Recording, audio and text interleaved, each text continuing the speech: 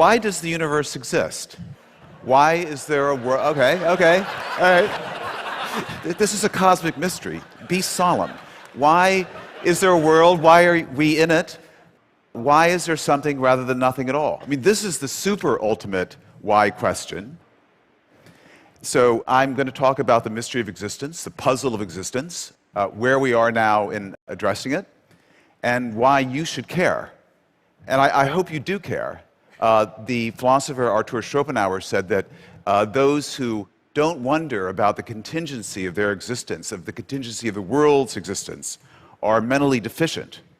All right, that's a little harsh, but still.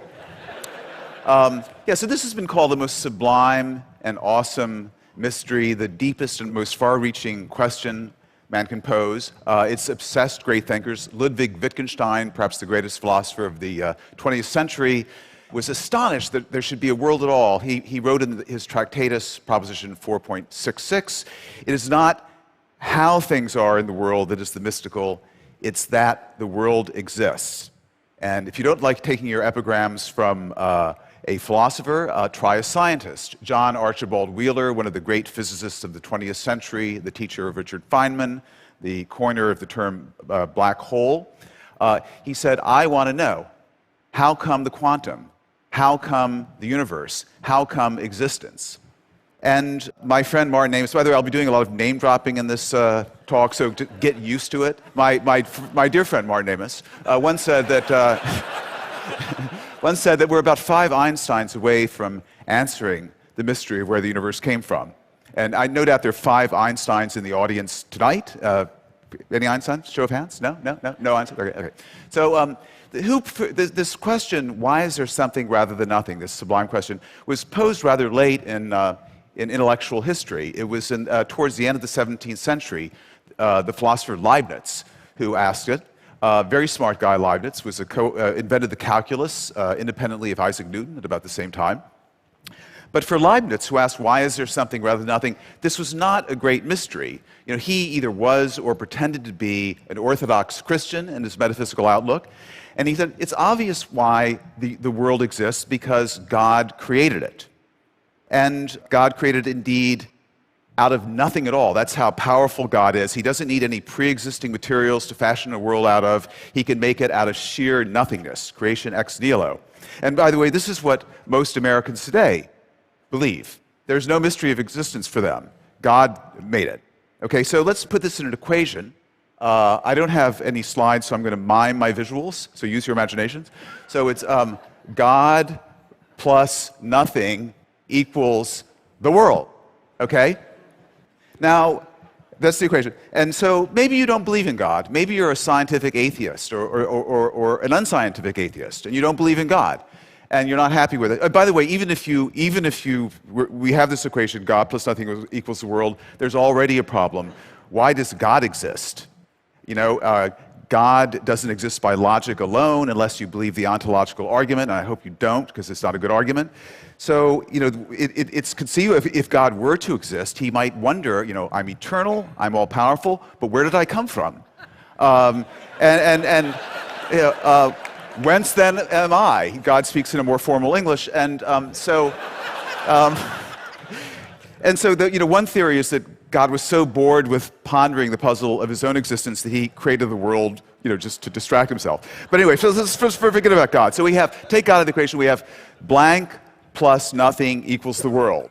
Now, if you're a Buddhist, you might want to stop right there, because essentially what you've got is nothing equals the world, and by symmetry of identity, that means the world equals nothing. Okay, and to a Buddhist, the world is just a whole lot of nothing. It's a big cosmic vacuity.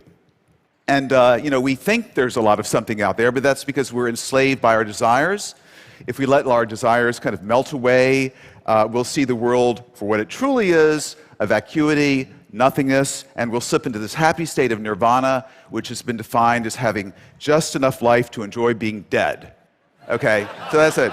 That's the Buddhist thing. Okay, but I'm not. I'm a Westerner, and I'm still concerned with the puzzle of existence. So I've got, say, blank plus. This is going to get serious in a minute. So blank plus nothing equals the world. What are we going to put in that blank?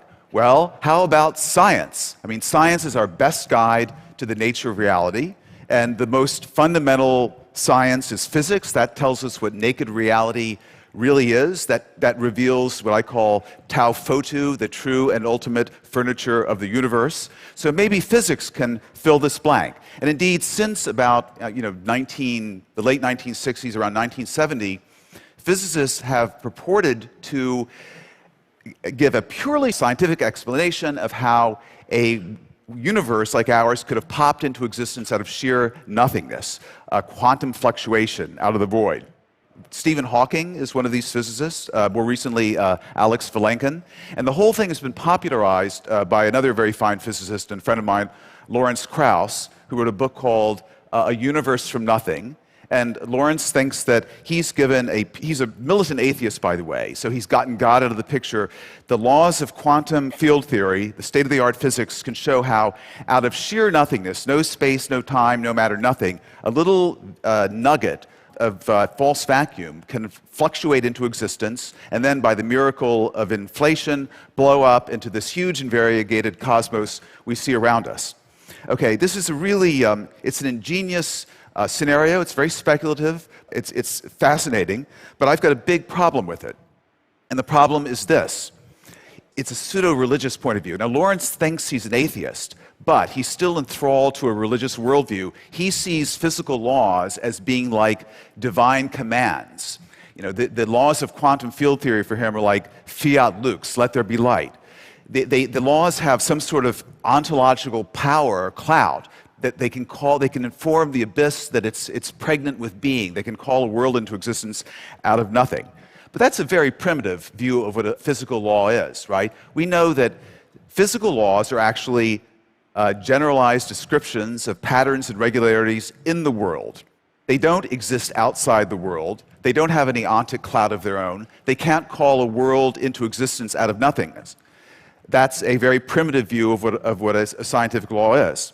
And if you don't believe me on this, you listen to Stephen Hawking, who himself put forward a model of the cosmos that was self-contained, didn't require any outside cause, any creator.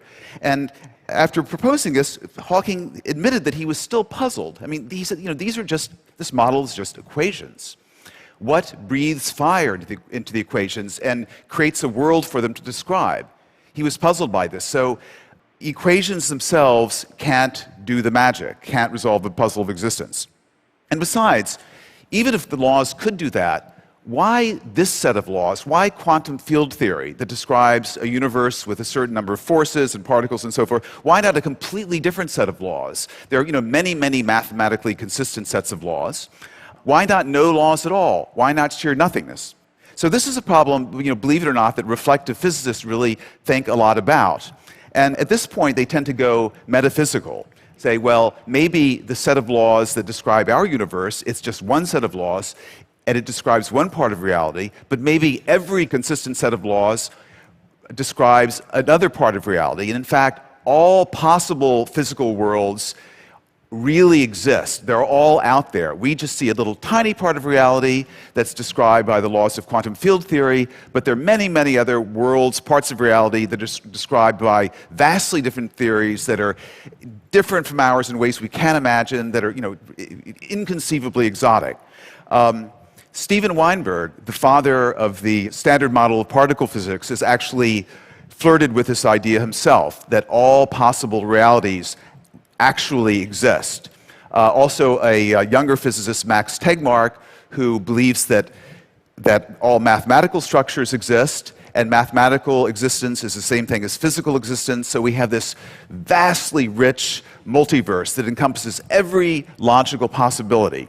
Now, in taking this metaphysical way out, these physicists and also philosophers are actually reaching back to a very old idea that goes back to Plato. It's the principle of plenitude or fecundity, or the great chain of being, that reality is actually as full as possible. It's as far removed from nothingness as it could possibly be. So we have these two extremes now. We have sheer nothingness on one side, and we have this vision of a reality that encompasses every conceivable world at the other extreme, the fullest possible reality, nothingness, the simplest possible reality. Now, what's in between these two extremes? There are all kinds of intermediate realities that include some things and leave out others. So one of these intermediate realities is, say, the most elegant, the most mathematically elegant reality that leaves out the inelegant bits, the ugly asymmetries and so forth. Now, there's some physicists who will tell you that we're actually living in the most elegant reality. I think that Brian Greene is in the audience, and he has written a book called The Elegant Universe. He claims that the universe we live in mathematically is very elegant. Don't believe him. It's an ugly, no, it's a pious hope. I wish it were true, but I think the other day he admitted to me it's really an ugly universe. It's stupidly constructed. It's got way too many arbitrary coupling constants and mass ratios and superfluous families of elementary particles. And what the hell is dark energy? It's a stick and bubble gum contraption. It's not an elegant universe. And then there's the best of all possible worlds in an ethical sense. Now you should get settled now because a world in which sentient beings don't suffer needlessly, in which there aren't things like childhood cancer or the Holocaust. This is an ethical conception. And anyway, so between nothingness and the fullest possible reality, various special realities. Nothingness is special, it's the simplest. Then there's the most elegant possible reality, that's special. The fullest possible reality, that's special. But what are we leaving out here? There's also just the crummy, generic realities that aren't special in any way, that are sort of random. They're infinitely removed from nothingness, but they fall infinitely short of complete fullness. They're a mixture of chaos and order, of mathematical elegance and ugliness. So I would describe these realities as an infinite, mediocre, incomplete mess, a generic reality, a kind of cosmic junk shot. And these realities, is there a deity in any of these realities? Maybe, but the deity isn't perfect like the Judeo-Christian deity. The deity isn't all good and all powerful. It might be instead 100% malevolent, but only 80% effective, which would pretty much describes the world we see around us, I think. So I would like to propose that the resolution to the mystery of existence is that the reality we exist in is one of these generic realities. Now, reality has to turn out some way. It can either turn out to be nothing or everything or something in between. So if it has some special feature, like being really elegant or really full or really simple, like nothingness, that would require an explanation. But if it's just one of these random generic realities, there's no further explanation for it. And indeed, I would say that's the reality we live in. That's what science is telling us. That's what, at the beginning of the week, we got the exciting information that the theory of inflation, which predicts a big, infinite, kind of messy, arbitrary, pointless reality. It's like a big, frothing champagne coming out of a bottle endlessly, a vast universe, mostly a wasteland with little pockets of charm and order and peace. This has been confirmed, this inflationary scenario, by the observations made by radio telescopes in Antarctica that looked at the signature of the gravitational waves from just before the Big Bang. I'm sure you all know about this. So anyway, I think there's some evidence that this really is the reality that we're stuck with. Now, why should you care?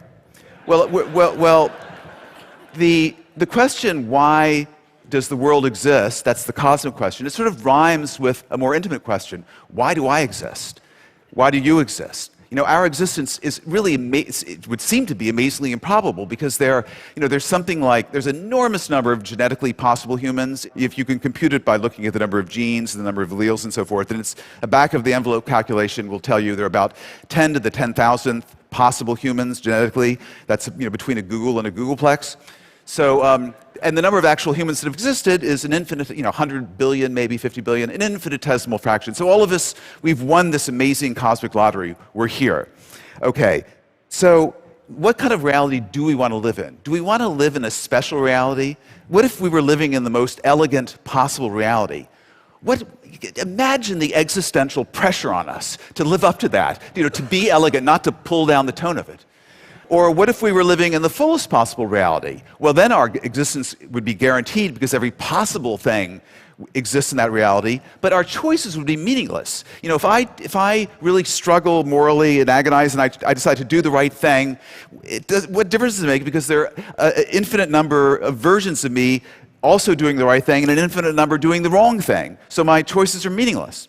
So we don't want to live in that special reality. And as for the special reality of nothingness, I mean, we wouldn't be having this conversation. So I think living in a generic reality that's mediocre, you know, there are nasty bits and nice bits, and we can make the nice bits bigger and the nasty bits smaller, and that gives us a kind of purpose in life. You know, the universe is absurd, but we can still construct a purpose, and that's a pretty good one. And the overall mediocrity of reality kind of resonates nicely with the mediocrity we all feel in the core of our being. And I know you feel it. I mean, I know you're all special, but you're still kind of secretly mediocre, don't you think? So anyway, you may say, you know, this puzzle of mystery of existence, it's just, you know, silly mystery mongering. You're not astonished at the existence of the universe. You're in good company. You know, Bertrand Russell said, you know, I should say the universe is just there, and that's all. You know, it's just a brute fact. And my professor at Columbia, Sidney Morgenbesser, a great philosophical wag, when I said to him, you know, Professor Morgenbesser, why is there something rather than nothing? And he said, oh, even if there was nothing, you still wouldn't be satisfied. So, yeah. So, okay. So you're not astonished. You know, I don't care. But I will tell you, I will tell you something to conclude that I guarantee you will astonish you, because it's astonished all of the brilliant, wonderful people I've met at this TED conference when I've told them. And it's this: never in my life have I had a cell phone. Thank you.